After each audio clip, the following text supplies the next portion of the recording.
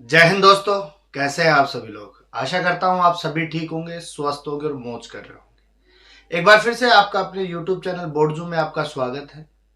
एक बार फिर से हम अपने टॉपिक पर चलते हैं। हमारा टॉपिक चल रहा था, जनन तंत्र की बातें चल रही थी और जनन तंत्र में नर जनन तंत्र की सहायक ग्रंथियां, मादा जनन तंत्र, इनकी हमने बातें कर ली थी। आगे बढ़ते हुए आज हम बात करते हैं मादा जनन चक्र की, फीमेल रिप्रोडक्टिव साइकिल की बात करेंगे।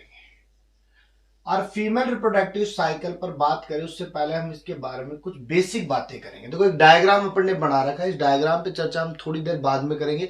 इससे पहले हम बात करते हैं कि मादा जनन चक्र है क्या।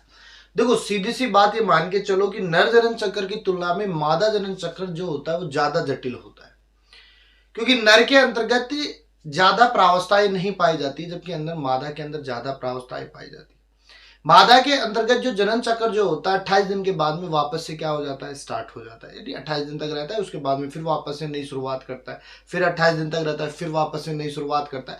अर्थात ये प्रोसेस जो होता है चलता रहता है, एक एज तक चलता है, लगभग 50-55 साल तक चलता रहता है ये। लेकिन नर के अंतर्गत ऐसी कोई लिमिट नहीं है। नर के अंतर्गत जीवन पर्यंत शुक्राणुओं का निर्माण होता रहता है। लेकिन यहाँ मादाओं की बात करें तो मादाओं के अंतर्गत अंडे का जो निर्माण होता है वो एक लिमिटेड एज तक होता है, जिसे 50 से 55 साल में हम देख सकते हैं। अब बात करें कि ये जो जनन चक्र होता है वो कितने भागों में बटा है, तो देखो मादाओं में दो भागों में बटा है। एक रज चक्र कह सकते हैं और एक मत चक्र कहते हैं। मेस्ट्रुअस साइकिल कह सकते हैं या ओस्ट्रस साइकिल। यानी रज चक्र को तो हम क्या कहेंगे, मेस्ट्रुअस साइकिल। मत चक्र को हम क्या कहेंगे, ओस्ट्रस साइकिल। देखो, हम बात करें रज चक्र की। देखो, सबसे पहले हम बात करेंगे रज चक्र की, मेस्ट्रुअस साइकिल की बात करेंगे। तो ये कह सकते हैं कि मादा प्राइमेट्स, क्योंकि जंतु दो प्रकार के होते हैं, प्राइमेट और नॉन प्राइमेट। तो जो प्राइमेट जंतु होते हैं, जैसे बंदर की बात कर ले, कपी की बात कर ले, मनुष्य की बात कर ले, इनके अंदर पाया जाने वाला जो चक्र होता है वो कौन सा होता है, रज चक्र। जबकि गाय, भैंस, बकरी, कुत्ते, इनमें पाया जाने वाला जो चक्कर होता है वो क्या होता है, मध चक्र। अब देखो, रज चक्र की बात करें तो रज चक्र के लिए हमने क्या कहा कि प्राइमेट्स जंतु जो होते हैं उनमें पाया जाता है। अब ये प्राइमेट्स जंतु कौन होंगे, बंदर हो गया, कपी हो गया और कौन हो गया, मनुष्य हो गया। इनमें कौन सा है, रज चक्र।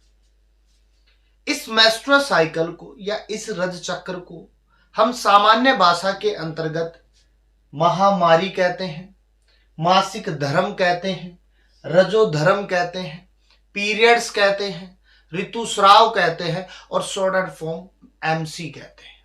ये किसकी बात कर रहे हैं, रज चक्र की। इस रज चक्र की जो अवधि होती है, इस मेस्ट्रो साइकिल की जो अवधि होती है वो 21 से 35 दिनों की होती है।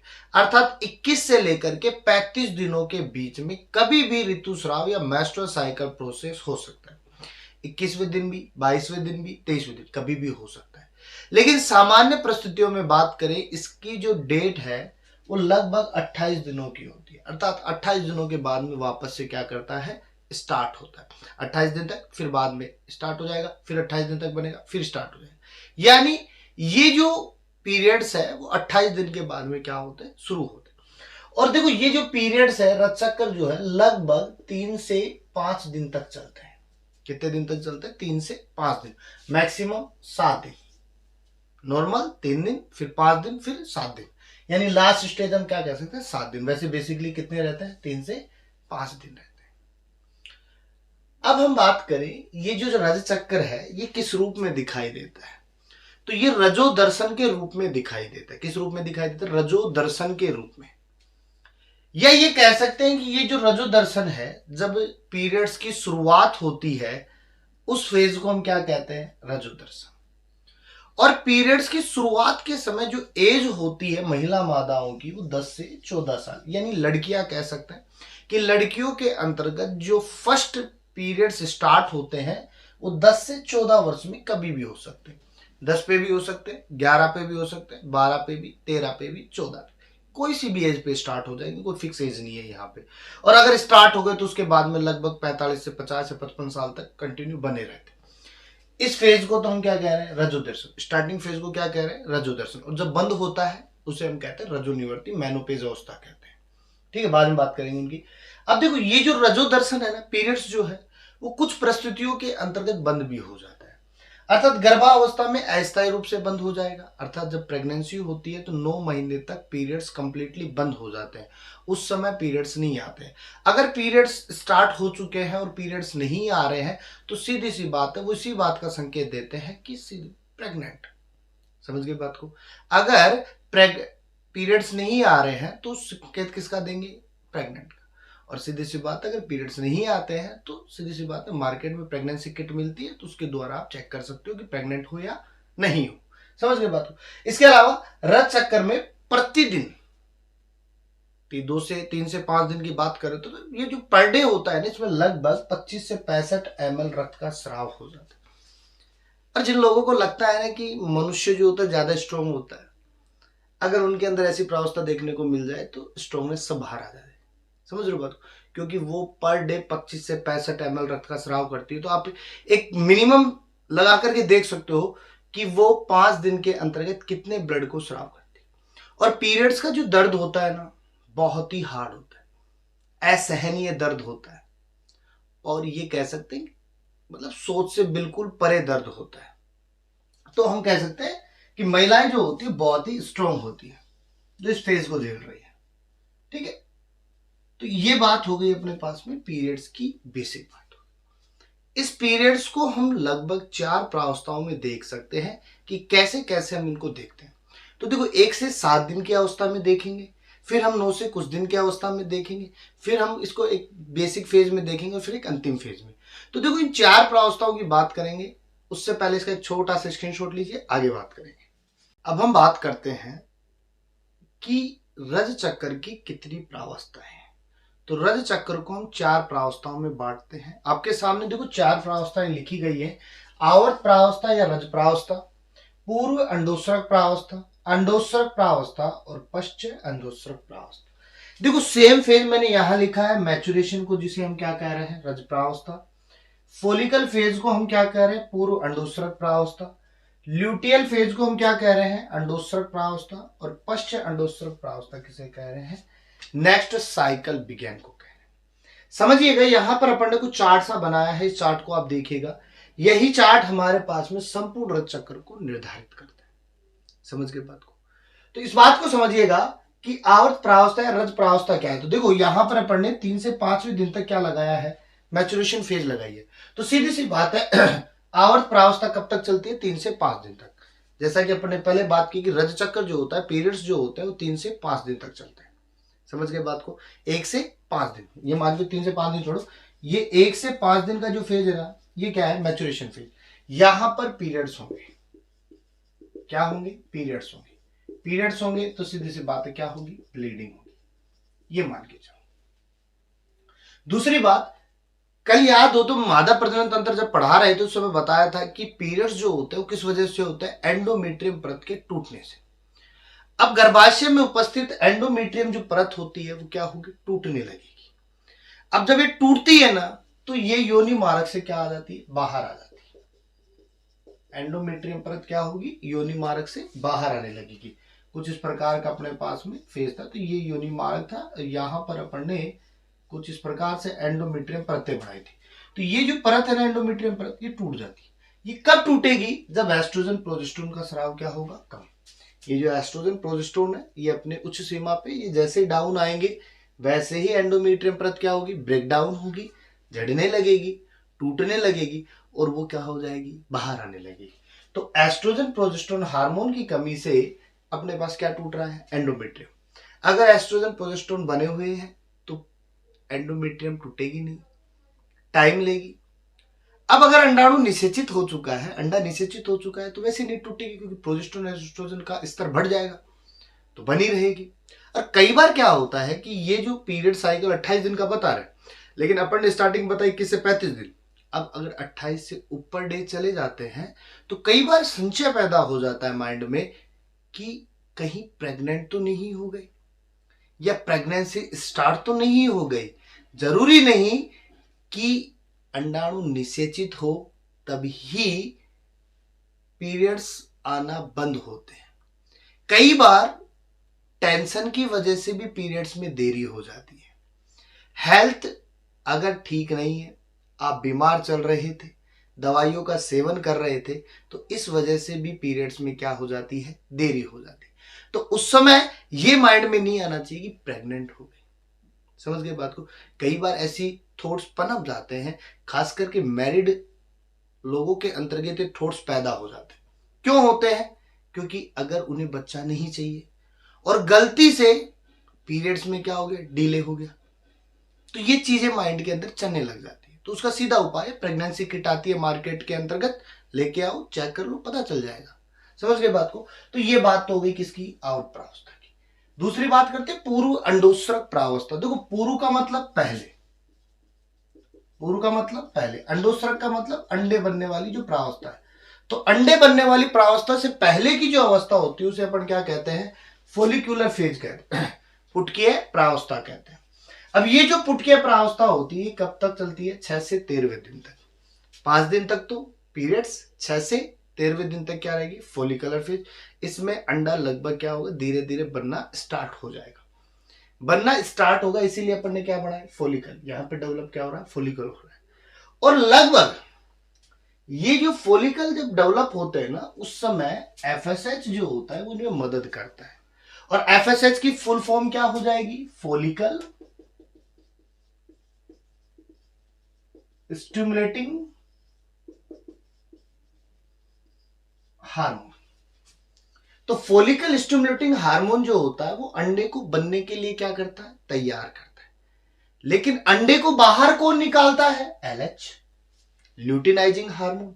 क्योंकि यहां से देखो एक फोलिकल अपन ने टूटी हुई दिखाई है, ये सारी क्या है, पैक्ड है, यहां से क्या है, टूटी हुई दिखाई, और 14वें दिन अंडा क्या हो जाता है, बाहर आ जाता है। तो अपन ने क्या लिखा, अंडोत्सर्ग प्रावस्था। अंडोत्सर्ग प्रावस्था मतलब अंडा बन चुका है, अंडा परिपक्व हो चुका है। वो प्रावस्था कौन सी है, 14वें दिन की। अर्थात ये देखो यहां से एक लाइन खींच दी अपन ने 14वें दिन पे, यहां पे अंडा क्या हो जाएगा, मैच्योर हो जाएगा। और ये अंडा कहां से, ओवरी से निकलकर कहां आ जाएगा, फैलोपियन ट्यूब में। अब फैलोपियन ट्यूब में कहा आएगा, एम्पुला में। अब अगर योनि के अंदर वीर्य था तो सीधी सी बात है स्पर्म भी होंगे। अब वो स्पर्म कहां जाएंगे, एम्पुला तक। अब एम्पुला तक जाकर के अंडे को क्या कर देंगे, निषेचित करेंगे। समझ रहे हो बात को। दूसरी बात, अब बात करें, चलो आगे बात करेंगे इनकी। तो अंडोत्सर्ग प्रावस्था मतलब 14वें दिन पर ये कंप्लीट हो जाएगी। अब ये कहां आ जाएगी, फोलिपियन ट्यूब में, वहां से एम्पुला में। अगर निषेचित होती है तो ठीक है, अन्यथा ये जो फोलिकल मैच्योर था, ये मैच्योर फोलिकल था, ये बदल जाता है कार्पस ल्यूटियम में। किसमें बदल जाएगा, कार्पस ल्यूटियम में बदल जाएगा। और ये प्रावस्था कब तक चलेगी, 15 से 28वें दिन तक। यानी नेक्स्ट जो पीरियड साइकिल स्टार्ट हुआ तब तक ये प्रावस्था रहेगी। इसलिए हमने इसको क्या लिखा, पश्च अंडोत्सर्ग। पश्च का मतलब बाद में, अंडोत्सर्ग का मतलब अंडे बनने के बाद। तो अंडे बनने के बाद तक की जो प्रावस्था रहेगी उसको क्या कहेंगे, पश्च अंडोत्सर्ग प्रावस्था। कब तक चलेगी, 15 से 28 दिन, अर्थात नए पीरियड साइकिल जब तक स्टार्ट हुआ तब तक चलेगी। अब ये पश्च अंडोत्सर्ग प्रावस्था में मैच्योर फोलिकल होगा, वो किसमें बदल जाएगा, कार्पस ल्यूटियम में। अब कार्पस ल्यूटियम जब रहेगा तो उस समय एस्ट्रोजन प्रोजेस्टेरोन का स्तर धीरे धीरे क्या होने लगेगा, कम होने लगेगा। क्यों, अंडा निषेचित नहीं हो रहा है ना। अब अंडा निषेचित होगा तो एस्ट्रोजन प्रोजेस्टेरोन बढ़ जाएंगे। समझ रहे हो बात को। अब अगर अंडा निषेचित नहीं होता है तो कार्पस ल्यूटियम जो होता है वो कार्पस एल्बिकेंस में बदल जाता है। और कार्पस एल्बिकेंस में बदल गया तो ये गारंटी मान के चलो कि पीरियड्स आएंगे। एस्ट्रोजन प्रोजेस्टेरोन का स्राव क्या होगा, कम होगा। समझ गए बात को। एक चीज याद ये रखनी है आपको, एस्ट्रोजन प्रोजेस्टेरोन जो हार्मोन है ना, वो ओवेरियन हार्मोन होते हैं। कौन से हार्मोन होते हैं, ओवेरियन हार्मोन होते हैं। वहीं एफएसएच और एलएच जो होते हैं पिट्यूटरी ग्लैंड के द्वारा, मास्टर ग्लैंड के द्वारा स्रावित हार्मोन होते हैं। ये वीडियो भी हमने प्रीवियस वीडियो में डाल दी है, जब अंतःस्रावी ग्रंथियां पढ़ाई थी, वहां देख सकते हो। तो ये कार्पस ल्यूटियम किस में आ जाएगा, कार्पस एल्बिकेंस में। और कार्पस एल्बिकेंस में आया तो ब्लडिंग क्या हो जाएगी, स्टार्ट हो जाएगी, पीरियड्स स्टार्ट हो जाएंगे। और सीधी सी बात है, वापस से वही प्रावस्था स्टार्ट हो जाएगी, maturation, follicular phase, luteal phase, next cycle begin. समझ गए बात को। तो इसका एक छोटा सा स्क्रीनशॉट लीजिए, आगे बात करेंगे। हम बात करते हैं सेफ पीरियड की। सुरक्षित काल कौन सा होगा, कि ऐसा कौन से डेज है जिसमें मैथुन की क्रिया हो और बच्चा ना लगे, या ये कह दे अंडा निषेचित ना हो। देखो वैसे तो 28 के 28 दिन सेक्स कर सकते हो, लेकिन अगर आप 28 के 28 दिन सेक्स करते हो तो आपको प्रोटेक्शन की जरूरत पड़ेगी। किसकी जरूरत पड़ेगी? प्रोटेक्शन। और प्रोटेक्शन के लिए सीधी सी बात है, क्या प्रेजेंट अपने पास में? कॉन्डोम। कि कॉन्डोम के प्रयोग से आप 28 के 28 दिन सेक्स कर सकते हो, कोई दिक्कत नहीं है, अंडा फर्टिलाइज नहीं होगा, बच्चा नहीं लगेगा। लेकिन अगर सपोज देन आप प्रोटेक्शन नहीं लगा रहे हो, तो आपको कौन से डेज पे सेक्स करना चाहिए जिससे कि अंडा निषेचित ना हो? तो समझिएगा, ओव्यूलेशन कब हो रहा है? 14 दिन पे। अंडे का परिपक्व कब हुआ? 14वें दिन पे। तो 14वें दिन को तो भूल जाओ, इस दिन तो आपको सेक्स करना ही नहीं है। 14वें दिन तो आपको सेक्स करना ही नहीं है। आप समझो, अब डेंजर पीरियड समझो कि जो आपका सबसे खतरे का काल जो है, खतरे की जो घंटी है जब अंडा निषेचित हो सकता है, वो है 10 से 17वां दिन। 10 से लेकर के 17वां दिन, 10 भी आएगा, 11 भी आएगा, 12, 13, 14, 15, 16, 17, 10 से लेकर के 17 दिन के बीच जो टाइम है वो डेंजर पीरियड है। इसमें अगर आप सेक्स करते हो तो प्रेगनेंसी का खतरा ज्यादा होता है। अब बचे जो दिन है ना, वो आपके सेफ पीरियड है। जैसे मर्जी सेक्स करो, चाहे प्रोटेक्शन से करो या विदाउट प्रोटेक्शन करो, कोई दिक्कत नहीं है। तो सीधी सी बात है, सेफ पीरियड कौन सा होगा? यदि एम से 28 दिन की होती है तो। अगर पीरियड साइकिल 28 दिन का है तो शुरुआती जो 9 दिन है और उसके बाद में जो 17वें दिन के बाद में जो 18वां दिन था, 18वें दिन से लेकर के 28वें दिन तक सेफ पीरियड है। ये मान के चलो ना, 9 दिन शुरुआत के, उसके बाद में 18 से 9 दिन सेफ पीरियड है। फुल लाइसेंस है, जैसे मर्जी सेक्स करो, कोई दिक्कत नहीं रहेगी, किसी प्रकार का कोई झंझट नहीं है, अंडा निषेचित नहीं होगा। सबसे मोटी समस्या जो है वो अंडा निषेचित की, क्योंकि मेन जो बात है आज के समय में, अगर चाहे पढ़े लिखी लेडीज की बात हो या अनपढ़ की लेडीज की बात हो या किसी की भी बात हो, सब एक एज के बाद में ही बच्चा जाता है। सब चीजों का ज्ञान होना बहुत ही जरूरी है। अगर इन सब चीजों का ज्ञान नहीं रहता है, डेज अगर पता नहीं किस डेज पे क्या हो रहा है, तो थोड़ी सी चूक की वजह से बड़ी हानि हो जाती है। अब अगर कोई मैरिड कपल है उसकी तो कोई दिक्कत नहीं है, लेकिन कोई अनमैरिड कपल है उसके इन चीजों की बहुत ज्यादा दिक्कत हो जाती है। बाद के अंदर वो देखते हैं गोलियां, मेडिसिन कैसे रोका जाए, समझ रहे हो? और मार्केट में एक बहुत अच्छी गोली चलती है अनवांटेड 72, लेकिन उसके बारे में पता होना चाहिए कि वीर्य अंदर गया या नहीं गया। कई बार तो पता ही नहीं रहता है, क्योंकि प्रोटेक्शन भी कई बार जो होता है वो लीक हो जाता है। इसलिए प्रोटेक्शन भी एक अच्छी क्वालिटी का ही यूज में लेना चाहिए। समझ गए बात को? तो ये तो बात किसकी थी? सुरक्षित काल की। दूसरी बात, रजोनिवर्ती की बात करते हैं, मेनोपॉज की बात करते हैं। मैंने स्टार्टिंग में बताया था कि स्त्रियों के अंतर्गत पीरियड साइकिल आजीवन नहीं पाया जाता, अर्थात एक समय के बाद में क्या हो जाता है? बंद हो जाता है, स्थायी रूप से बंद हो जाएगा। और ये जो एज होगी वो 40 से 50 साल, 40 से लेकर के 50 साल के बीच में कभी भी बंद हो सकता है, क्योंकि उस समय पिट्यूटरी ग्लैंड से जो हार्मोन निकल रहे थे, एफएसएच और एलएच, किसको प्रभावित कर रहे थे? एस्ट्रोजन, प्रोजेस्टेरोन को। तो वो उन हार्मोनों को प्रभावित नहीं कर पाते हैं, जिससे हार्मोनों का बैलेंस क्या होता है? बिगड़ जाता है, और उस वजह से पीरियड्स क्या हो जाते हैं? बंद हो जाते हैं। उसके बाद में अंडा निषेचित, या अंडा होगा ही नहीं, बनेगा ही नहीं। पीरियड्स ही नहीं होंगे तो अंडा नहीं बनेगा, तो अंडा निषेचित का होगा। और देखो यहाँ पे जो सबसे मोटी एज है महिलाओं की, वो 25 से 35 साल की होती है। ये जो 25 से 35 साल की जो एज होती है ना, इसके अंतर्गत मैथुन की सबसे ज्यादा जो उत्तेजना जो होती है महिलाओं में, वो 25 से 35 साल की एज में होती है। ये जो 25 से 35 साल की एज जो होती है महिलाओं के लिए बहुत डेंजर होती है। इसमें ये मैथुन के लिए उत्तेजित बहुत ज्यादा हो जाती है। समझ रहे हो बात को? दूसरी बात, इन टॉपिक्स का आप एक स्क्रीनशॉट लीजिए, आगे हम बात करें।